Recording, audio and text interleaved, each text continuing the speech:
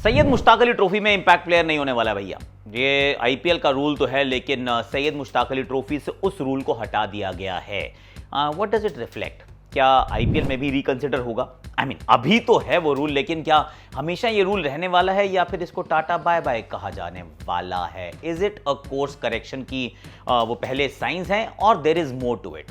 Point one.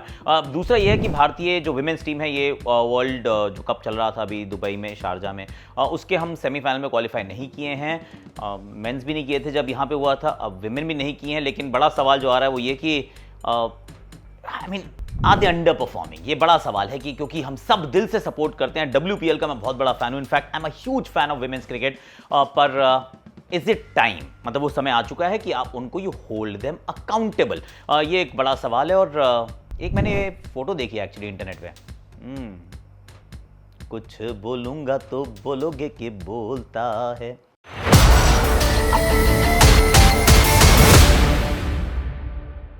Hashtag Akashvani. Let's talk about, let's go one by one. Firstly तो यह है कि जो इंपैक्ट प्लेयर का रूल है, ये अगर सैयद मुश्ताक अली ट्रॉफी से हटा दिया गया है तो इसकी क्या इंप्लीकेशंस है, इसकी क्या मतलब है, मायने क्या हैं? मुझे ऐसा लगता है कि ये डोमेस्टिक स्तर पे ये बिल्कुल सही है कि डोमेस्टिक स्तर पे एज ग्रुप टूर्नामेंट्स में आपको नहीं चाहिए इंपैक्ट प्लेयर, क्योंकि खेल जो है वो 11-11 लोगों के बीच में होता है। अंतर्राष्ट्रीय क्रिकेट भी 11-11 लोगों के बीच में होती है। आईपीएल में आपने एक तड़का लगाने के लिए एक इंपैक्ट प्लेयर के रूल का इस्तेमाल किया। अब इंपैक्ट प्लेयर के रूल का इस्तेमाल करने के भी obviously there are two camps. एक कहते हैं कि नहीं, आप गलत कर रहे हैं, ऐसा नहीं करना चाहिए। दूसरा कैंप कहता है कि देखो, पहली बात तो 10 इंडियंस को एक्स्ट्रा मौका मिलता है। पहले 70 खेलते थे, अब 80 खेलते हैं। और I mean it is for the Indians. और जो ये वाला कैंप है जो ये कहता है कि नहीं नहीं नहीं, इसको आप क्यों रखते हैं? वो कहते हैं भैया ऑलराउंडर कहाँ से आएंगे? ऑलराउंडर्स नहीं मिलते हैं, क्योंकि प्योर बैटर, प्योर बॉलर आप खिला पाते हो, एक एक्स्ट्रा बैटर होता है, रन्स बहुत बन रहे हैं। अब ये वाला जो कैंप है जो कहता है कि भैया हमें रखना है, वो कहता है कि जब से इंपैक्ट प्लेयर का रूल आया है, जरा देखो तो सही मैचेस कैसे हो रहे हैं। मैचेस में आ रहा है बहुत ज़्यादा इंटरेस्ट, और at the IPL level we don't want to change it. और मुझे ऐसा लगता है कि आईपीएल लेवल पे चेंज नहीं होने वाला है। नॉट इन द नियरली, वो जो कहते हैं ना फोरसीएबल फ्यूचर, उसमें चेंज नहीं होगा। आईपीएल के अंदर इंपैक्ट प्लेयर का रूल रहने वाला है। लेकिन डोमेस्टिक स्तर पे under 19 Syed Mushtaq Ali trophy and all those places, वहां पे आप इसलिए नहीं रखना चाहते इंपैक्ट प्लेयर का रूल, क्योंकि वहां पे आप अपने ऑलराउंडर्स को कहना चाहते हैं चलो आओ, आप अपना काम कीजिए। ऑलराउंड आपके अंदर अगर एबिलिटीज़ हैं तो आप बैटिंग भी कीजिए, बॉलिंग भी कीजिए। It's only 11 versus 11 and all of that. अब वहाँ पे ऑलराउंडर तैयार हों, और फिर अगर आप अच्छे ऑलराउंडर हैं, सी आपका अच्छा ऑलराउंडर होना ज़रूरी है अगर आप आईपीएल में दोनों काम करना चाहते हैं। Just because of lack of resources आपको बॉल थमा दी जाए तो वो सही नहीं है, क्योंकि सामने एक एक्स्ट्रा बैटर भी आपकी पिटाई होगी। तो इसलिए अगर आप बैटर कम बॉलर हैं, आप दोनों काम कर सकते हैं, तो फिर आईपीएल लेवल पे आपको वर्ल्ड स्टैंडर्ड होना पड़ेगा, गोल्ड स्टैंडर्ड। अक्षर पटेल, रविंद्र जाडेजा, या फिर Andre Russell. I mean you see these allrounders and you से हार्दिक पांड्या, भाई सारे अच्छे हैं। वो ऑलराउंडर नहीं चलते जो थोड़ी थोड़ी बॉलिंग करते हैं, थोड़ी थोड़ी बैटिंग करते हैं। अब उनके लिए जगह आईपीएल में नहीं है, पर डोमेस्टिक क्रिकेट में है। So if you can become extremely good allrounders in domestic cricket, may be Nitish Kumar Reddy और हार्दिक पांड्या और एन अक्षर पटेल, तो वहां आपको तैयारी करनी है, ताकि जब आप आईपीएल में आए तो आईपीएल की टीम्स आपको कहें कि भैया ये वाला पक्का ऑलराउंडर है, इसके लिए हम नहीं लेंगे इंपैक्ट प्लेयर, किसी और के लिए लेंगे। I mean point taken.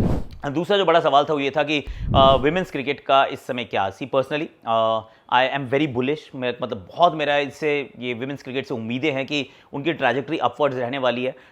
उसकी जो सीलिंग है वो बहुत हाई है, अभी we have not reach the glass ceiling, और उसकी अपसाइड बहुत है कि मतलब बहुत चीज़ें जो हैं वो बदल रही हैं। हमारे खेलने का अंदाज बदल रहा है, लड़कियों के पास रिसोर्सेज बदल रही हैं। WPL के आने से एकदम रेवोल्यूशन हुआ है, लोगों ने ज़्यादा देखना शुरू किया है, गेम में पैसे ज़्यादा आए हैं, पर performances at the highest level are not matching at this point in time, and that's also a fact। मतलब अगर आपके दिल में डिसअपॉइंटमेंट है, क्योंकि मैंने देखा ये एक्स पे मैंने बहुत डिसअपॉइंटमेंट देखी कि अरे यार ये क्या है, वो क्या है, हमारे फ़ैन ही अच्छे हैं ऑल ऑफ दैट। अच्छा था वैसे वो कैंपेन, पर हमारे फ़ैन इसलिए हैं क्योंकि आप नहीं जीतते हो, आप ख़राब खेलते हो। See I can get the anger, I can also get the disappointment, frustration कि यार हम तो सपोर्ट कर रहे हैं पर हमारी टीम क्या कर रही है। So it's point taken sir, point taken. ये थोड़ा सा देखना पड़ेगा, क्योंकि अकाउंटेबिलिटी तो चाहिए। अगर वो शेफाली वर्मा अच्छा खेलती हैं, लेकिन अगर वो कंसिस्टेंसी नहीं ला पा रही है तो she has to be held accountable. और यही अगर स्मृति मानधना के आप बड़े मुकाबले देख रहे हो और उसमें आपको लगता है कि नहीं प्रदर्शन अच्छा नहीं है, तो she has to be held accountable.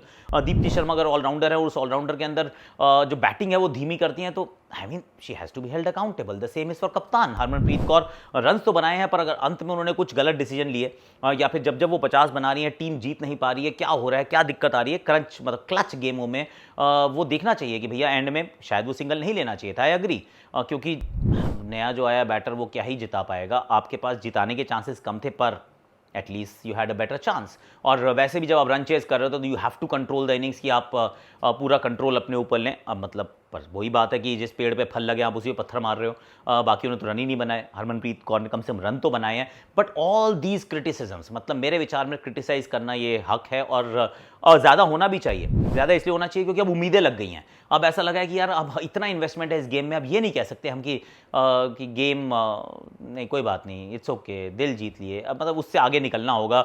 I think थोड़ा सा और accountability in terms of selections, in terms of role, और किसका क्या रोल है और किसके अंदर आप कितना, किस खिलाड़ी में कितना इन्वेस्ट करना चाहते हैं, वो questions have to be asked. क्योंकि अगर हम सवाल नहीं पूछेंगे तो फिर अकाउंटेबिलिटी नहीं आएगी, और अकाउंटेबिलिटी नहीं आएगी तब तक हमारा जो प्यार है ना, फिर वो प्यार नहीं रहेगा। लेट्स बी ऑनेस्ट, हम इंडियन टीम से अगर प्यार करते हैं तो हम उनको क्रिटिसाइज भी खूब करते हैं। So some amount of criticism is good, no trolling please. Trolling के मैं बिल्कुल अगेंस्ट हूँ, तो प्लीज़ उससे आप दूर रहिए। पर अदर देन दैट यस, थोड़ा सा अंडर परफॉर्मिंग टीम है इस समय, और अब उम्मीदें लगानी हमने शुरू कर दी हैं कि यार अब तो आप वर्ल्ड कप उठाओगे, पर कब उठाओगे इज़ अ क्वेश्चन। और ये वर्ल्ड कप अच्छा नहीं रहा, ये वेरी अंडरवेलमिंग, खासा डिसअपॉइंटिंग वर्ल्ड कप रहा ये, जिस तरीके की हमारी टीम थी।